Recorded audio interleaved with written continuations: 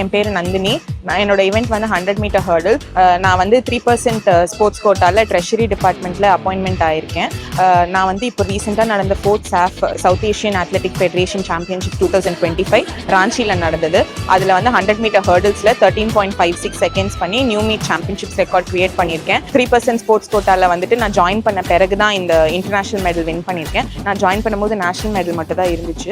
நான் நினச்சேன் 3% ஜாயின் பண்ணோம்னா ஸ்போர்ட்ஸ் பண்ண அலோவ் பண்ணுவாங்களா, ஹெல்ப் பண்ணுவாங்களா, சப்போர்ட் பண்ணுவாங்களான்னு தெரியாத நேரத்தில் எனக்கு ரொம்பவே லிபரலாக இருந்து என்னோட டிபார்ட்மெண்ட் ஃபுல்லாகவே சப்போர்ட் பண்ணியிருக்காங்க. உதய் சார் பார்த்தோம், இன்னைக்கு வந்து எங்களை கங்க்ராச்சுலேட் பண்ணாங்க, ரொம்ப அப்ரிஷியேட் பண்ணாங்க இந்த காம்படிஷன் மெடல் பண்ணதுக்கு. எங்கள் ஒர்க்லாம் எப்படி இருக்குது, ஆஃபீஸில் என்ன சொன்னாங்க, என்ன பண்ணிட்டு இருக்காங்க, லீவ் கிடைக்குதா, எல்லாமே எங்கள் கிட்ட விசாரிச்சாங்க. நான் வந்து 11 இயர்ஸாக ஸ்போர்ட்ஸ் பண்ணிட்டு இருக்கேன். பட் இதுக்கு முன்னாடி நான் வந்து சின்ன வயசில் ட்ரைனிங் பண்ணிட்டு இருக்கும் போதெல்லாம் இவ்வளோ சப்போர்ட் இருந்ததே கிடையாது.